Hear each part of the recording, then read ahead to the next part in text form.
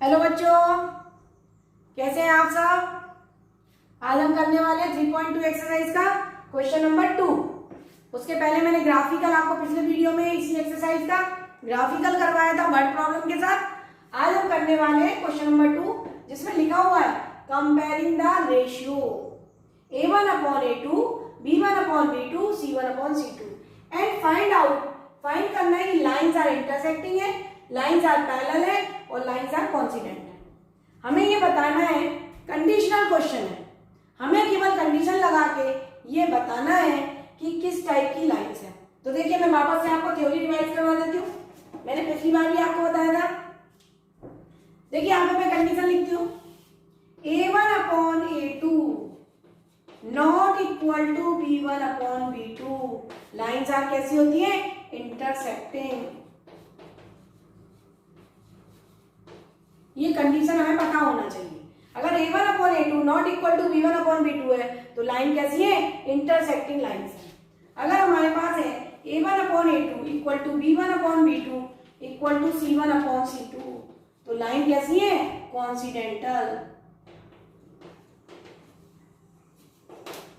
और अगर हमारे पास है A1/A2 equal to B1/B2 is not equal to C1/C2 तो लाइंस कैसी है? पैरेलल। और ये मैंने सारी चीजें, कंडीशन, टर्मिनोलॉजी सारी मैंने पेयर ऑफ लीनियर इक्वेशन के बेसिक कंसेप्ट का एक चैप्टर का मैंने वीडियो डाला हुआ है। उसमें मैंने ये सारी चीजें अच्छे से समझाई है। टर्मिनोलॉजी समझाई है, ग्राफिकल क्या होता है, एल्जेब्रिकली क्या होता है, इंटरसेक्टिंग क्या होता है, यूनिक सॉल्यूशन क्या होता है, इनफाइनाइट मैनी सॉल्यूशन क्या होता है, सारी चीजें डिटेल में अच्छे से समझाई है। तो यहाँ पर अगर प्रॉब्लम आती है तो पहले फर्स्ट वीडियो जो पेयर ऑफ लीनियर इक्वेशन का है उसको जरूर रिवाइज कर लें। जब उसको रिवाइज कर लेंगे तो जो भी मैं यहाँ समझाने वाली हूँ वो एकदम से आसान लगेगा। और कंडीशन मैंने यहाँ लिखी दी है, आप याद करें इसको। A1/A2 not equal to B1/B2 intersecting line show होती है। A1/A2 equal to B1/B2 equal to C1/C2 coincidental line, एक के ऊपर एक लाइन आती है। A1/A2 equal to B1/B2 not equal to C1/C2 lines कैसी होती है? पैरेलल होती है, जो कहीं पर भी मीट नहीं करती हैं। ये हमने पहले भी पढ़ा है और आज मैंने फिर से रिपीट किया है। और आप फर्स्ट वीडियो को अच्छे से रिवाइज कर लें और अच्छे से आ जाएगा आपको। अब यहाँ कंपैरिजन करना है। कंपैरिजन करने के लिए हमें क्या लगता है? Standard form. स्टैंडर्ड फॉर्म हमारा क्या होता है? देखिए स्टैंडर्ड फॉर्म होता है A1x plus B1y plus C1 बराबर 0, A2x plus B2y plus C2 बराबर 0। ये हमारा होता है स्टैंडर्ड फॉर्म। तो कंपैरिजन तो यहाँ से करेंगे, A1 की वैल्यू क्या है, B1 की वैल्यू क्या है, C1 की वैल्यू क्या है। तो यहाँ से हम देखिए पहली लाइन को A1 B1 C1 से करेंगे और दूसरी लाइन को A2 B2 C2 से करेंगे। तो यहाँ पर देखिए मेरे पास A1 इक्वल टू आया है, A1 equal to 5, B1 equal to -4 और C1 equal to 8, A2 equal to 7, B2 equal to 6 और C2 इक्वल टू -9। देखिए आप ध्यान से देखिए, ये मैंने कंपैरिजन कर दिया। A1 यहाँ लिखते हैं, B1 यहाँ लिखते हैं, C1 यहाँ। तो ये A1 हो गया, ये B1 हो गया, ये C1 हो गया, ये A2 हो गया, ये B2 हो गया, ये C2 हो गया। अब कंपैरिजन करना है रेशियो का कंपैरिजन करते हैं। A1/A2 देखिए, A1/A2 जो है 5/7 है, B1/B2 जो है -4/6 मतलब -2/3 है और C1/C2 है वो -8/9। तो यहाँ पर देखिए कि तीनों ही बराबर नहीं है एक दूसरे के। यहाँ पर देखिए तीनों ही बराबर नहीं है एक दूसरे के। तो कंडीशन में यहाँ पर देखिए कि तीनों ही बराबर नहीं चाहिए मुझे, लेकिन यहाँ पर कंडीशन केवल ये दो बराबर होना चाहिए, ये नहीं होना चाहिए। यहाँ पर देखिए तीनों ही बराबर होना चाहिए। तो पहली कंडीशन मेरी मैच करती है कि A1/A2 not equal to B1/B2, यानी मेरी कंडीशन कौन सी फॉलो हो रही है? A1/A2 not equal to B1/B2। ध्यान से देखिए A1/A2 निकाला, B1/B2 निकाला, C1/C2 निकाला, तीनों ही अलग अलग आ रहे हैं। इसका मतलब पहली कंडीशन फॉलो हो रही है, A1/A2 not equal to b1 upon b2। तो कैसी लाइन्स हो रही है? Lines are intersecting. कैसी लाइन है? Intersecting line.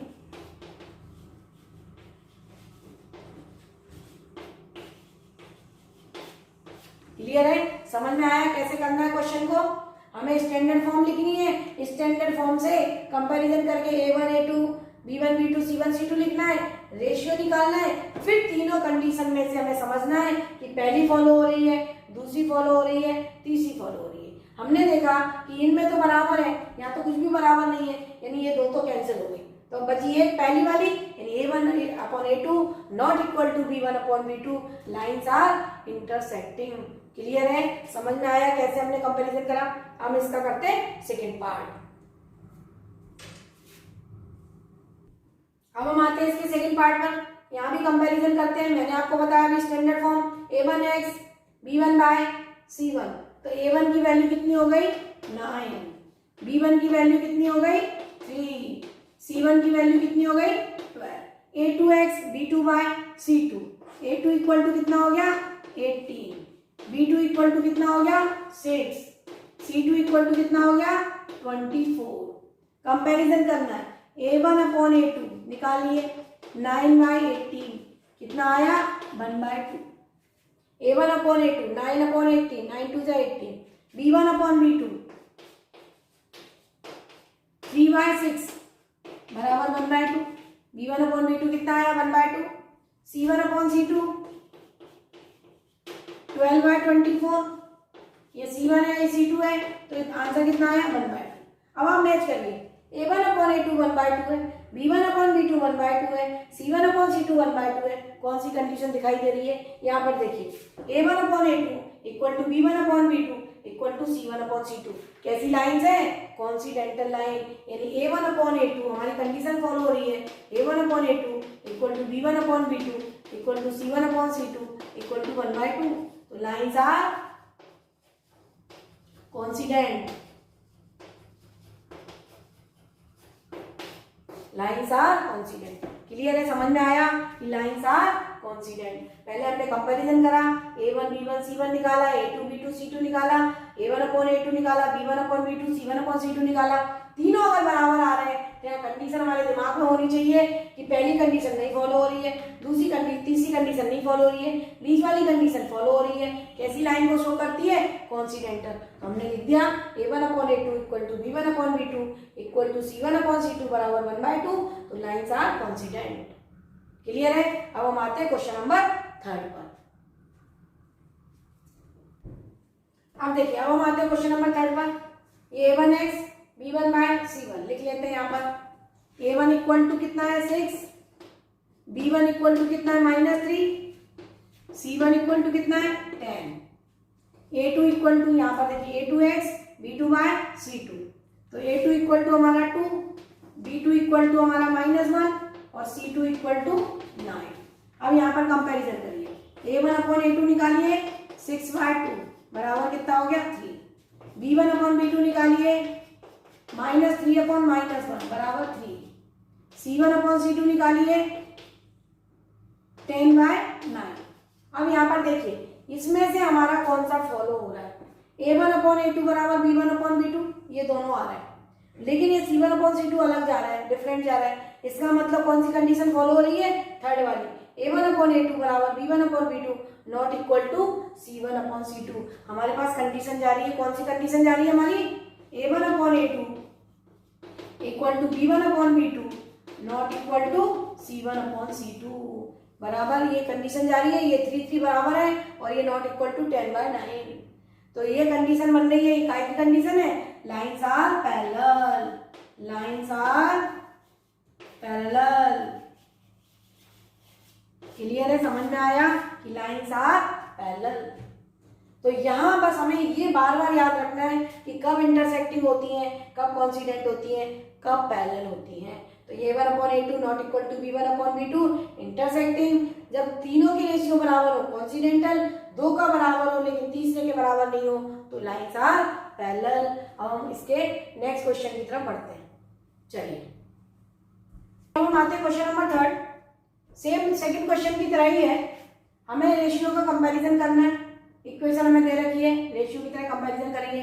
लेकिन यहाँ पर उसने कॉन्सिडेंटल है लाइन, इंटरसेक्टिंग है लाइन, पैरेलल लाइन है, ये ना पूछ के उसने हमसे पूछा है कि इक्वेशन आर कंसिस्टेंट और इनकंसिस्टेंट। ये भी मैंने जो फर्स्ट वीडियो बेसिक करवाया है उसमें मैंने अच्छे से बताया है कि कब कंसिस्टेंट होता है और कब इनकंसिस्टेंट होता है। मैं वापस से यहाँ पर रिपीट कर रही हूँ, कंसिस्टेंट होता है जब सिस्टम सॉल्यूशन देता है, कंसिस्टेंट होता है जब सिस्टम सॉल्यूशन देता है, इनकंसिस्टेंट होता है जब सॉल्यूशन नहीं निकलता है।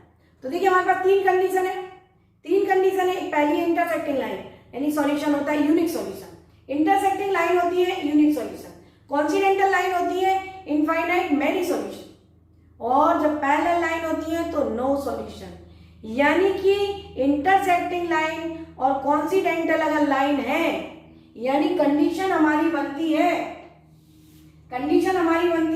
A1/A2 not equal to B1/B2, तो यूनिक सॉल्यूशन होता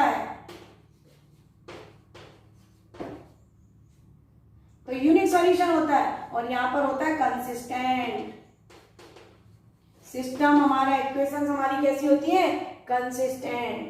A1/A2 equal to B1/B2 equal to C1/C2, coincidental line होती है तब भी सिस्टम हमारा कंसिस्टेंट होता है। मैंने आपको बोला सॉल्यूशन निकलेगा तो सिस्टम कैसा होगा, कंसिस्टेंट। तो यहाँ पर कैसा सॉल्यूशन है, इनफाइनाइट मेनी सॉल्यूशन, और यहाँ पर होता है हमारा A1/A2 equal to B1/B2 not equal to C1/C2। Lines कैसी होती हैं इस कंडीशन में, पैरेलल लाइन होती है, तो सिस्टम यहाँ पर क्या होता है, इनकंसिस्टेंट। ये आपको मैंने फिर से बता दिया, वही कंडीशन है, वही सारी चीजें, पर वर्ड अलग हो गया। पहले उसने बोला था इंटरसेक्टिंग है लाइन, उसने बोला कॉन्सिडेंटल है लाइन, उसने बोला पैरेलल है लाइन। अब वो बोल रहा है कि इक्वेशंस कैसी है, कंसिस्टेंट है या इनकंसिस्टेंट है, तो कंडीशन वही, पहली और दूसरी कंडीशन पर कंसिस्टेंट है और तीसरी कंडीशन पर इनकंसिस्टेंट है। तो यहाँ पर कंपैरिजन करिए, पहला वाला क्वेश्चन उठाते हैं। देखिए तो यहाँ पर कंपैरिजन करा हमने, A1x plus B1y plus C1 बराबर 0, कंपैरिजन करा तो A1 इक्वल टू हमारा आया 3, B1 इक्वल टू हमारा आया 2 और C1 इक्वल टू हमारा आया -5। स्टैंडर्ड फॉर्म से कंपैरिजन करा तो ये इधर आएगा -5 इक्वल टू 0, तो हमारी C1 की वैल्यू हो गई -5, A2x तो A2 की वैल्यू 2 हो गई, B2y -3 हो गया और C2 इक्वल टू हो गया -7। कंपैरिजन करेंगे तो कंपैरिजन करने के लिए स्टैंडर्ड फॉर्म से ही कंपैरिजन किया जाता है। तो A1x B1y C1 equal to 0, A2x plus B2y plus C2 equal to 0। तो इसको हम क्या करेंगे, स्टैंडर्ड फॉर्म बना लेंगे। जब ये राइट से लेफ्ट में जाएगा तो माइनस हो जाएगा, ये राइट से लेफ्ट में जाएगा माइनस जाएगा। अब हम इसको कंपैरिजन करते हैं। कंपैरिजन करने के लिए A1/A2 लिखा बराबर 3/2 हो गया, B1/B2 लिखा बराबर 2/-3 हो गया, यानी -2/3, और C1/C2 -5/-7 यानी कि 5/7। अब यहाँ पर देखिए तीनों के तीनों डिफरेंट है, A1/A2 3/2 है, B1/B2 -2/3 है, C1/C2 5/7 है। सब कुछ अलग है, सब कुछ अलग होता है तो पहली कंडीशन लगती है A1/A2 not equal to B1/B2 unique solution. तो इसका मतलब क्या है कि A1/A2 not equal to B1/B2, तो system is consistent, system is consistent. देखिए अच्छे समझ लीजिए, ये तीनों बराबर नहीं है, इसका मतलब पहली कंडीशन है और पहली कंडीशन है तो सिस्टम इज कंसिस्टेंट। जहां सॉल्यूशन निकलता है वहां कंसिस्टेंट, जहां सॉल्यूशन नहीं निकलता है वहां इनकंसिस्टेंट। अब हम आते हैं क्वेश्चन नंबर 2 पर। देखिए अब यहाँ पर भी हम कंपैरिजन करते हैं। A1 की वैल्यू कितनी हो गई 2, B1 की वैल्यू कितनी हो गई -3 और C1 की वैल्यू कितनी हो गई -8, A2 की वैल्यू हो गई 4, B2 की वैल्यू हो गई -6 और C2 की वैल्यू हो गई -9। कंपैरिजन कर लीजिए A1/A2 2 2/4 यानी 1/2, b1 upon b2 -3 upon -6 1/2, c1 upon c2 बराबर -8 -9 यानी 8/9। अब यहाँ पर देखिए a1 अपॉन a2 अपॉन बराबर b1 अपॉन b2, ये दोनों बराबर है, लेकिन ये तीसरा बराबर नहीं है। कौन सी कंडीशन लगने वाली है? थर्ड वाली। कौन सी कंडीशन लग रही है हमारी? थर्ड वाली। a1 upon a2 equal to b1 upon b2 not equal to c1 upon c2। इसमें सिस्टम कैसा होता है? लाइन्स कैसी आती है इसमें? पैरेलल। लाइन कैसी आती है यहाँ पर? पैरेलल। जब लाइन आती है, जब पैरेलल लाइन आती है तो सिस्टम इज इनकंसिस्टेंट।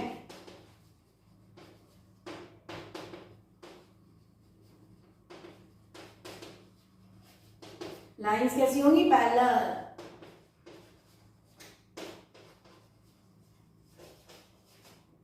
तो सारी चीजें क्लियर होना चाहिए। पैरेलल है तो पैरेलल है तो कैसा है? कंसिस्टेंट है कि इनकंसिस्टेंट है? जब लाइन पैरेलल होती है, कोई सॉल्यूशन नहीं निकलता है तो सिस्टम इज इनकंसिस्टेंट। ऐसे इसके बहुत सारे पार्ट हैं और नेक्स्ट पार्ट पर हम आते हैं। थर्ड और फोर्थ पार्ट लिख दिया मैंने क्वेश्चन का। थर्ड पार्ट में हमारा क्या है? ये इक्वेशन है, कंपैरिजन करना है। स्टैंडर्ड फॉर्म से ही कंपैरिजन करेंगे। स्टैंडर्ड फॉर्म हमारी होती है a1x plus b1y plus c1 बराबर 0, a2x b2y प्लस c2 बराबर 0। कंपैरिजन करा, a1 की वैल्यू आई 3/2, b1 की वैल्यू आई 5/3, c1 की वैल्यू आई -7, a2 की वैल्यू आई 9, b2 की वैल्यू आई -10, c2 की वैल्यू आई -14।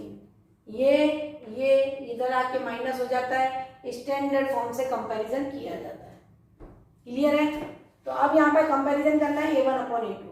कंपैरिजन करिए a1 upon a2, a1 upon a2 तो 3/2 इंटू 9 बराबर हो गया 3 1 जा 3 3 जा 9 3 2 जा 6 1/6।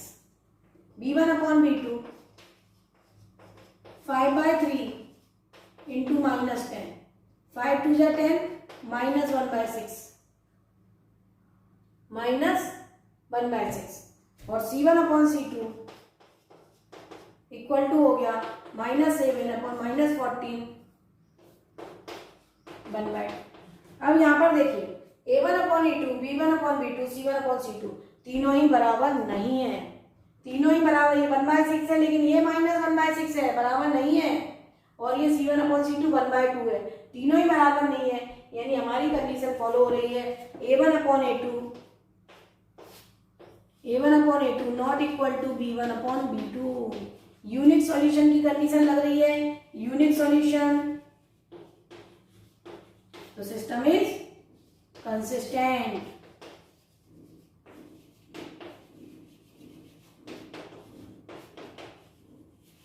सिस्टम कैसा होगा? कंसिस्टेंट। जब भी सॉल्यूशन निकलता है, जब तीनों नंबर बराबर नहीं है तो हमारी पहली कंडीशन फॉलो होती है a1 upon a2 not equal to b1 upon b2। Unique solution, system is consistent. Clear है? अब हम आते हैं इसके ऊपर।